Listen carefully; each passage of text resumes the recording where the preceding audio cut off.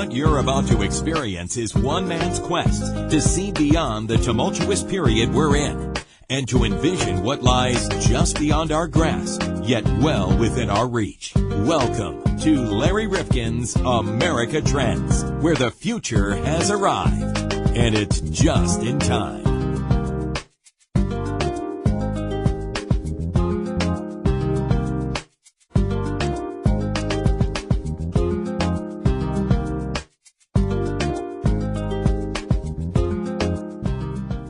Welcome back to another episode of America Trends Podcast.com. Larry Rifkin along with John Krofsik. And John, I want to welcome you back. I thought you might not come back today. Oh, why is that? Well, I didn't know whether you were tiring of doing all of this heavy lifting. No, never. No, this is fun stuff. We love our audience. We love the reaction. You know, John, yes. In terms of visits, we're well over 62,000 visits. Wow, we should have a party. Well, we should have had a party at 10, 20, 30, 40, 50. Why 62? Yeah, maybe we should do. When we hit 100. All right, when we hit 100,000 visits. But we want to thank each and every one of you. And, you know, we don't have as many listeners as we have visits because there are many of you who come back and back and back. So you've got to do us a favor, and you've got to let people on your networks know about America Trends. Really, if you're finding value in what we're doing, then please share, retweet, do whatever you need to do to let people know. Well, you know what I was thinking, and I was going to talk to you about this off the air, but since we're on the air and talking about this, I was thinking we should do a questionnaire to see to email out and put something maybe on our website to see what people like and what people don't like and see if we get some type of response from them. Okay. So if you would like to, well, why don't we'll set up the questionnaire. Yeah. And we'll put it up on the site, which is americatrendspodcast.com. Now, you may be listening to us by way of iTunes or Stitcher or perhaps Podcast Addict, wherever you're listening. But to go to americatrendspodcast.com and check out the questionnaire that we will be posting. And sign up, too. I think I'll send it out also to everybody who's in our email list. So okay. So because we do a lot of cover things. the span. We do a lot of different kinds of content, and not that we're going to refocus totally, because we want to be rather open-ended about all of this so that we can really look at trends in our society broadly and in our politics. But if you think we're going off track, or you think we're really losing our focus. Or maybe stuff we're doing right that you like, you know. Yeah. So that, I mean, it would be nice to get some feedback from the people. Okay, and if you can't vote, we'll be like a board of directors. You can send a proxy, whether they've ever listened to us or not, and they can tell us what they think regardless. Well, you know, John, the hottest topic today in America in terms of what is being anticipated, because mainstream Republicans, for example, who control, well, just about everything, they don't really control the White House, because I don't think he's really seen as a mainstream Republican. But the one reason that they're still on the Trump train is because they're holding out hope that they can bail out this presidency with tax reform. They're all talking about tax reform. Well, I hope he can get something done with tax reform, because we really do need some tax reform. Now, the last time we did tax reform, what year was it? Let me give you a questionnaire. Oh, boy. Wait a minute. Was it 2005, 1997, or 1986? When was the last time? I bet you it was 1986. Correct. And it was Ronald Reagan. Ronald Reagan, yes. Along with Tip O'Neill. And you know the reason we haven't done it in over 30 years? Because of big money. Well, yes, because it's damn hard. And because when you think about every line of our tax code, it is there because somebody bought a congressman to get it there. And right. In their business, there are no generous return policies. Right. You gave me this, you take it away, I take away your seat. And so it's an unforgiving thing, this politics. So while everyone says we need tax reform, what they really want, John, in my mind, most of them, because if they've written something in that they like, they want a tax cut. I would really like to see a flat tax. Okay. Let's get all these forms that we don't understand. Let's get all these people out of it, and just I would gladly pay a fat tax. Okay, so you want no deductions, no exemptions. Absolutely. You want no write-offs for amortization on capital equipment or any of that. You want it all struck. Really? Yeah. Now, for charitable donations? Well, I think charitable. You see, now here we get into the slippery slope. Here we get into the slippery slope. I got your first little crack in the arm. Right. So if we give for charitable donations, then we got to give for this. So I mean, that's why. Here's the question. If that is a real incentive for people to give and they don't give, and you give to a lot of nonprofits, let's take the time that we are now taping this episode, and we're talking about the terrible devastation of Hurricane Harvey, and people are giving to the American Red Cross and Salvation Army.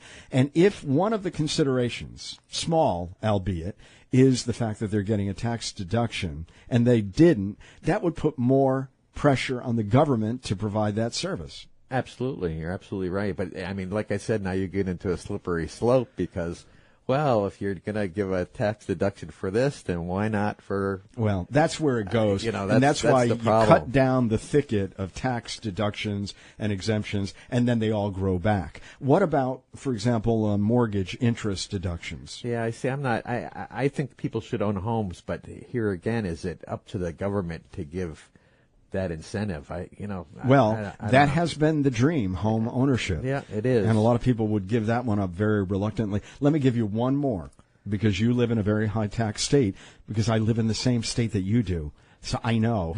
I'm paying it too. The state of shock? Yes. But if you're looking at being able to write off your property tax or your state income tax against your federal obligation, if that goes away in a state like the one we live in, that's really a disincentive. That's significant. I mean, but then again, I think it falls back on the state to really rethink their budget and how they budget things and how they do things. So, which is maybe where it should be.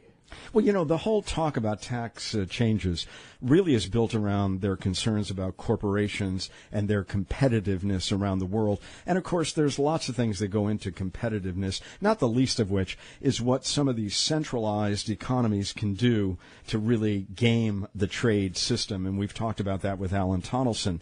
But they're all talking about the corporations. But I heard Warren Buffett say something very interesting recently. And he's saying with the system we have today, the effective tax rate for corporations is not 35%, because virtually no one pays that 35%. They've learned how to get around. Of course. So they're paying 5% effectively, 10%. Right. He said the bigger issue, and oops, this is one that seemingly has not really gone where they wanted it to go, is healthcare reform. Because if, in fact, we're still an employer-driven healthcare system, and about 66% of all the premiums are paid in large part by the employer, and it's going up 17% a year, then it's really healthcare reform more than tax reform that corporations should be looking at. And we know where that's going. Nowhere fast. So we've got these runaway healthcare costs, and they're having a greater impact, but everybody's talking about tax reform because they think, well, that's doable. But when I see what the president is doing now, he's got a one-page list of things that he's calling tax reform. Yeah, it's not even it's a sort bill. of like a tax idea. Yeah, it's not reform of any substantive nature.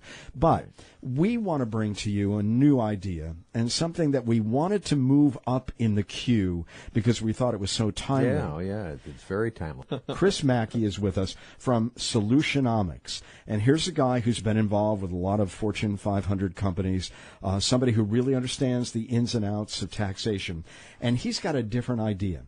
And you liked his idea. Yeah, he's got a very common sense ideas. He really does, and I like it. I really do like his So ideas. instead of giving tax breaks to everyone, regardless of whether they have the ability to pay, whether they're already getting breaks, whether in fact they are helping the American economy or outsourcing jobs, whatever, that there should be performance ties to getting tax breaks. Yes, and this is common sense, and it's the same thing with the same common sense as that job guy we had on, who said, if we get jobs, then we get paid, right? Right. I mean, I think we're getting all of our guests all confused and knotted up because we have so many. No, but I mean, it falls back on really common sense. Common sense. I mean, and what was it that Ben Franklin said? What did Ben Franklin say? He did say he said sense is not as common That's what he said. as you think. By the way, one of the trends in our society, I was just reading, and I was going to talk to our head of the library in our town, because John and I live in the same town. Not in the same house, not in the same townhouse, but in the same town. And we like this guy a lot. And there are now these Ben Franklin societies that are growing up all across America. What does that mean? It means that they're all taking all these virtues of frugality and civic involvement and the things that Ben Franklin always espoused, and they're actually talking about them like you have a book club. Right. Well, this is a club to talk about the ideas of Ben Franklin and to try to implement them in your own life. Wow, well, that's interesting. Be neither a borrower or a lender be. Why don't we listen to Chris Macke, the other Chris Macke? Let's do that. Solutionomics. Chris Macke is joining us today on AmericaTrendsPodcast.com, and he's the founder of Solutionomics. Well, you tell us what Solutionomics is, Chris. Well, thank you for having me. Solutionomics is a platform that is dedicated to solutions, not politics. And specifically, it's focused on solutions for creating a more dynamic American economy. And this is done through three areas. It's done through tying each company's tax rate to each company's rate of job creation, so we have a more efficient and effective corporate tax code. It's done through winning in the game of global trade by replacing today's global trade myths that a lot of our trade policy is based on with global trade realities. And third, it's through ensuring a stable source of loans for consumers and businesses, because loans for consumers and businesses are the lifeblood of the economy. So it's really about solutions and not politics, and it's about how we create a more dynamic American economy. Now, just to remind people, I mean, we did a bit in giving your background, but give us a little bit more. I mean, what puts you in a position to see solutions that are not partisan, that are more based on performance and sensible ideas? What gives you the background to do that? Yes, well, it's a couple of things. First of all, my personal background is from industry.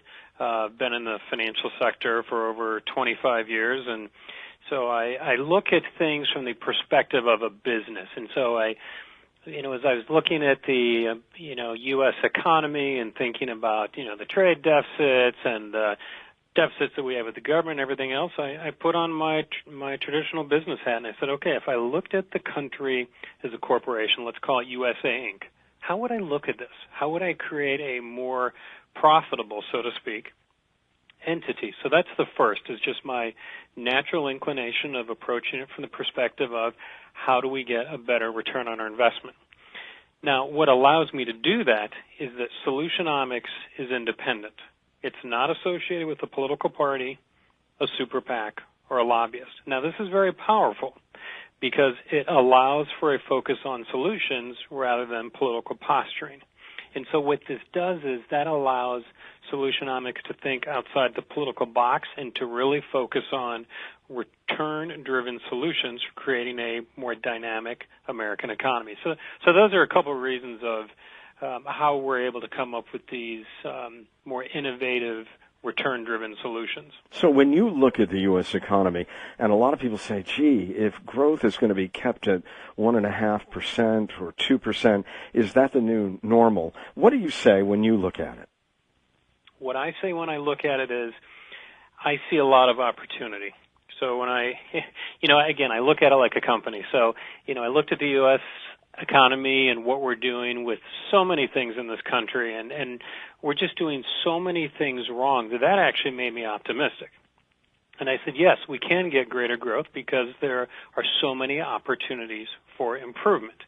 So I see that we can get greater growth, but it's only if we switch from politics to specific solutions, and this is why I appreciate being on your program, is the opportunity to really shift the conversation to solutions instead of politics. So there are opportunities. Now, if I looked at the country and said, hey, you know what, we're doing everything we possibly could right, this is the best we can do, that'd be a different story, but that's not the case.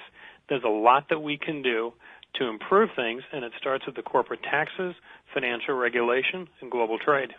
Let's start with taxes, because I know we're in the midst of, well, everyone's saying if we want to salvage the Trump administration after a very tumultuous first several months, it's because he's going to give us this really important tax reform. And yet now I'm hearing that it may not be tax reform at all, it may be tax cuts of some sort. I mean, what's wrong with the American tax system? Well, the proposals that are out there are hope-based. So they're really talking about hope-based tax policy. The idea is that they're proposing to cut corporate tax rates and hope that will generate jobs.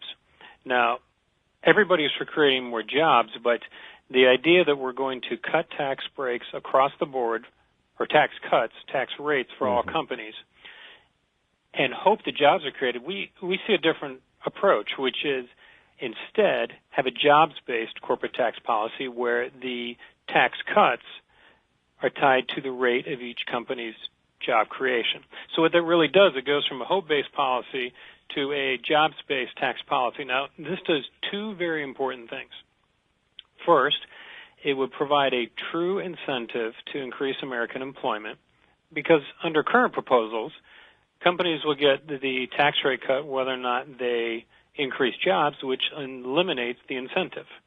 So they really don't have the incentive to increase employment. And second, by eliminating the tax cuts for the companies that are actually reducing American employment, that allows you to give larger tax cuts to companies that are actually increasing employment. So that's the first step. Even before we talk about what rate it would be cut to, whether or not we talk about all these other questions involved, we first got to make sure that the rate that each company is paying is tied to their actual rate of job creation. That's interesting, and that's different than anything I've ever heard. It makes so much common sense, given that our biggest problem, aside from wage inequality and perhaps stagnation, is the creation of new and good jobs here in the United States. So why has no one proposed this? Hey, I give you an example. I went to the bookstore a few years ago, and I was looking for books on, solutions. How do we improve the economy? And I got to tell you, I really didn't find much. What I found was two types of books in general. I found books that were either a cataloging of all of our problems with minimal solutions, or a cataloging of who to blame. And again, with my background, I'm a little more pragmatic. I say, set the politics aside, let's look at the pragmatism. If our goal is jobs, how would we do that? Well, again, if I'm a business owner, if I want more of something, then I tie the incentive specifically to what I want, which is jobs. Now, let me say something about wages, because you mentioned something else that's just as important as jobs. One of the other platforms in the Solutionomics tax proposal is to tie each company's tax rate to each company's relative wages. And here's what I mean on that. So you can have companies within the same industry. Let's take the retail industry. And they could be paying different levels of wages. Well, our idea is if we want higher wages, and wages are good, higher wages are good because it provides more opportunity for consumers to spend to grow the economy, then why not tie the tax rate each company pays to the wage rate that they're paying? So let me give you a concrete example. So I went online about a week ago, and I went to payscale.com, and Costco jobs, retail, cashier I'm glad positions. You mentioned them, because that was the thought I had, Costco versus some of the others. So Costco's advertised cashier positions were at a wage of $13.45 an hour on average. Sam's Club was at $10.07. Now, it may have been because in their different parts of the country, and there may be other reasons for that, but holding everything equal, I would look at that and say Costco should pay a lower tax rate because they're paying their employees more, which means they have more potential consumer spending power, which means there's greater potential for the economy to grow. We can look at the same thing with Lowe's and Home Depot.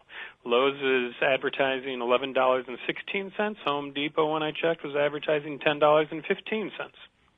Now, This is based on advertised positions. Unfortunately, they're not sharing what their average wage is, and that's part of how you make this operational is you say, look, you all know how much you're paying your employees. You know what your average wage is, so it's not any extra work. Just share that information with us, and if you're paying a higher average wage than the competitors in your industry, you would pay a lower tax rate, all other things being equal.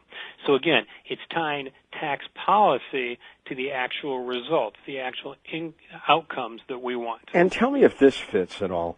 We had an author on recently who was talking about the end of loyalty when it comes to businesses and their employees, and the fact that so much is now migrating to the shareholder, very little of the benefits and the increased profits are going to the workers.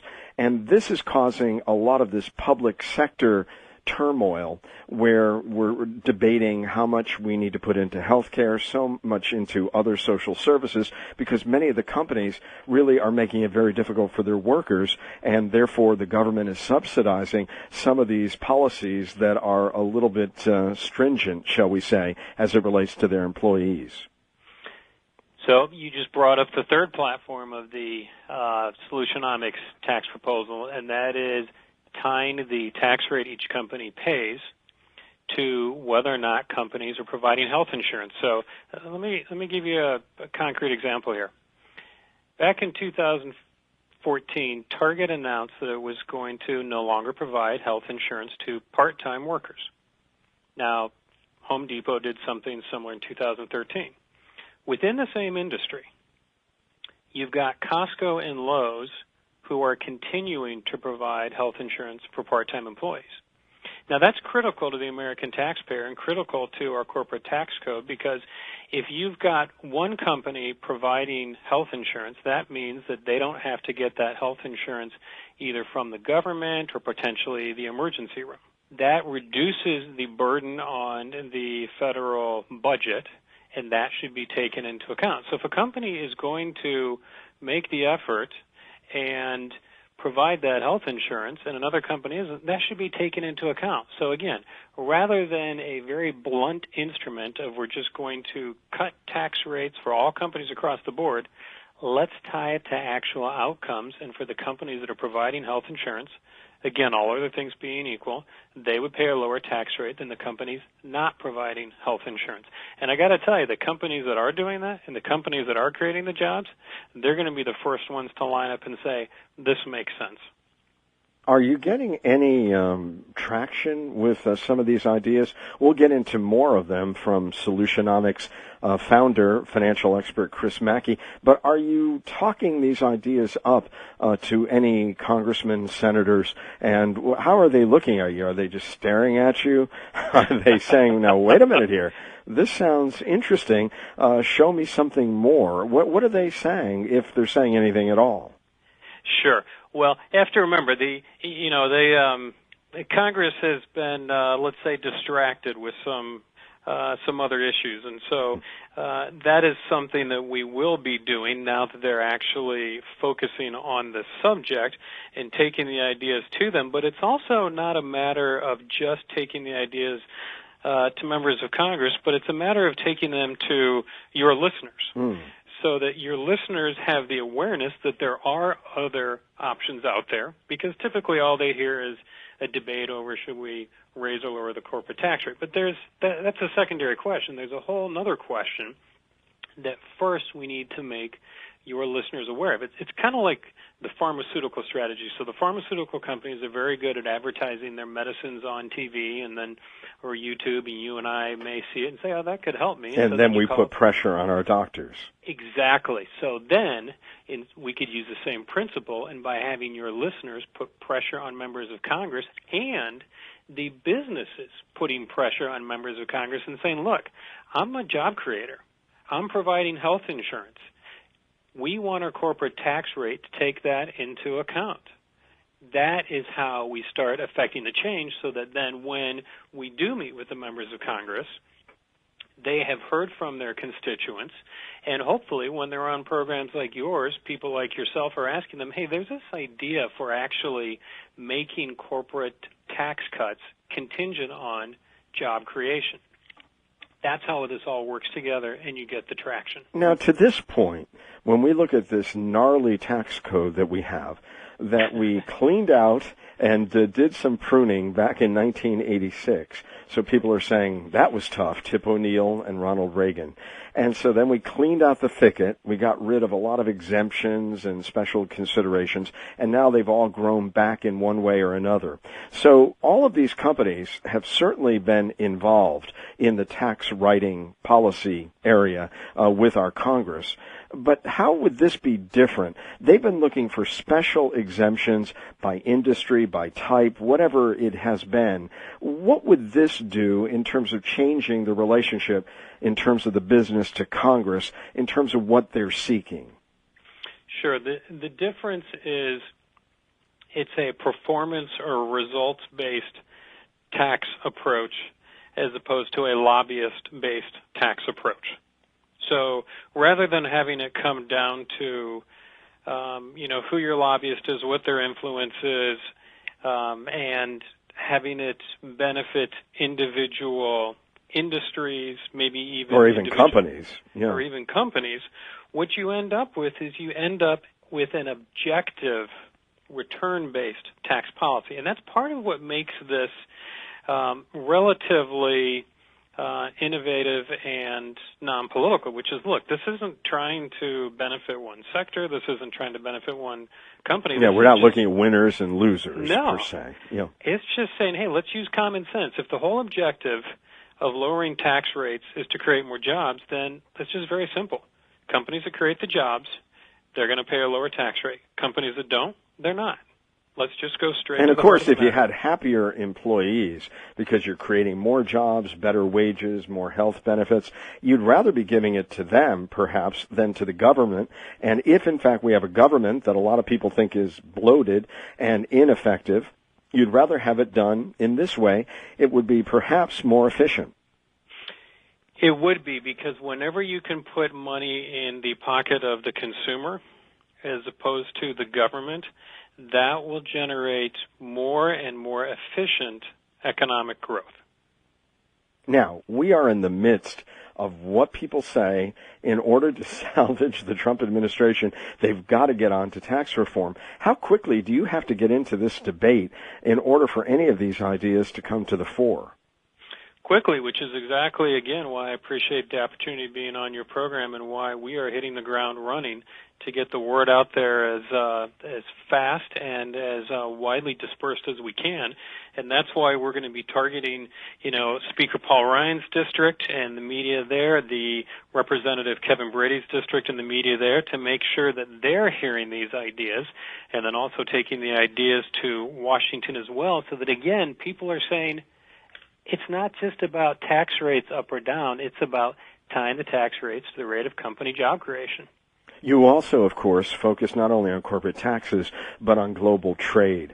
And, of course, we've had terrible trade deficits. Many times on this podcast and on my radio program before this, we've had on Alan Tonelson, who wrote the book Race to the Bottom, and he has schooled us in trade policy. What is your background in this area, and what are your expectations for changes in policy? Sure. Well, my background in this area is that to understand the U.S. economy, you need to understand the global economy, and you need to understand whether or not the U.S. is winning or losing. And, right now what we know is that with, of the 15 largest countries we trade with, 13 of them sell more to us than we did to them. Mm-hmm. I mean, let me put that in a sports term. So if I were an NFL team, my equivalent record would be 2 wins, 14 losses.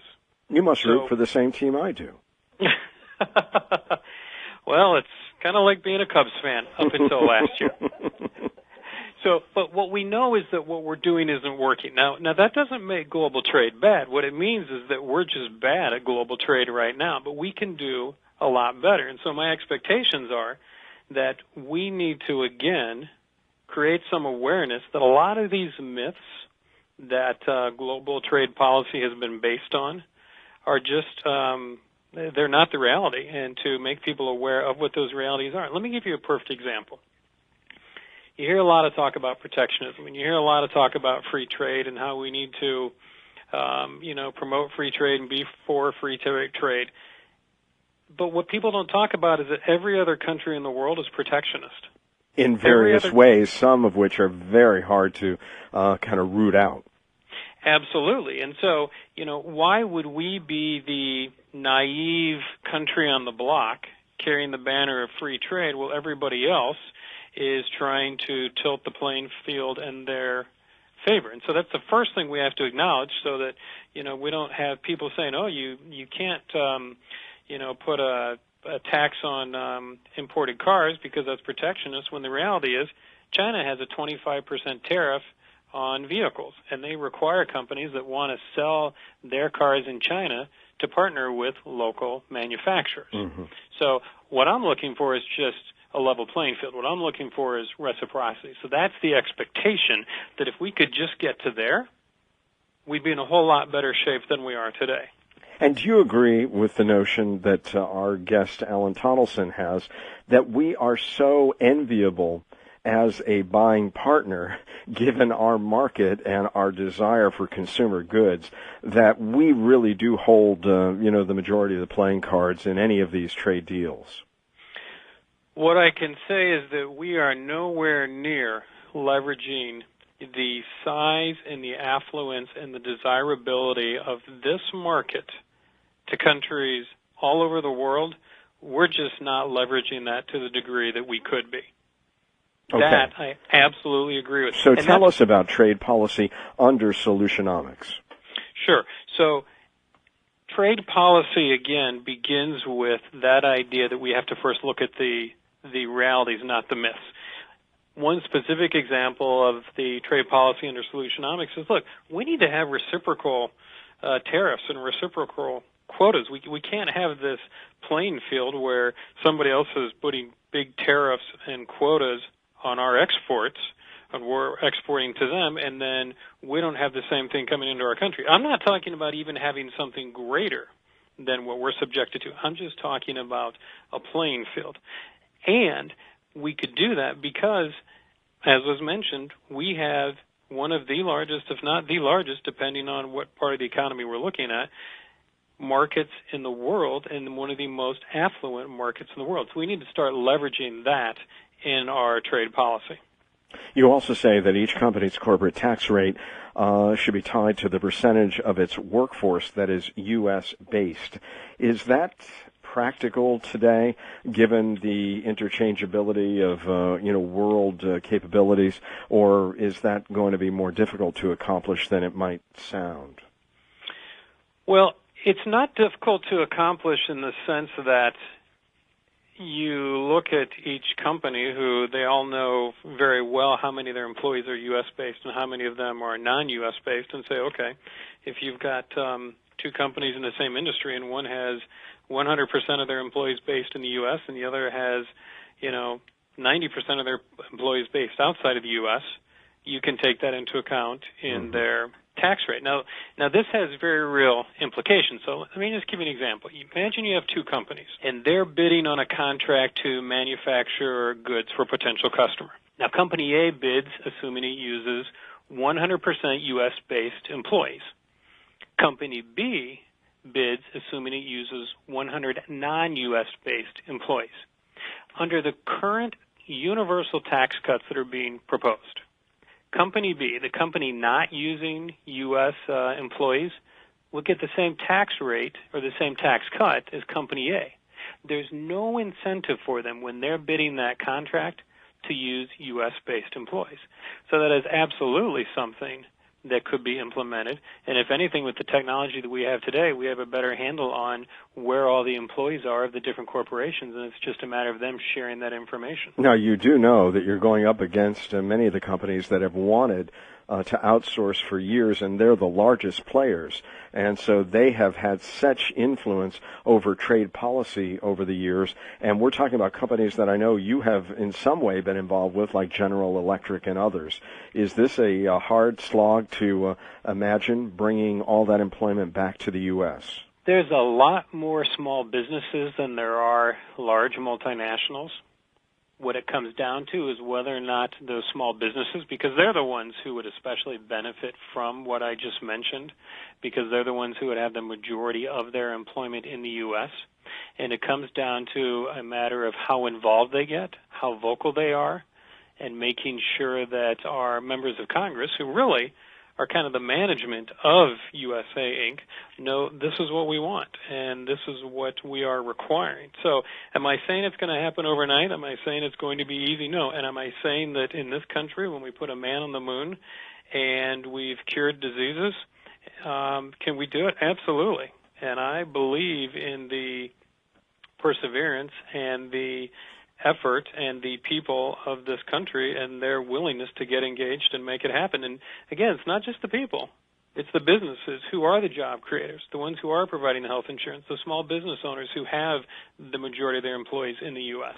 Chris Macke, we don't have a lot more time, but you do say that there's another element to this, corporate taxes, global trade.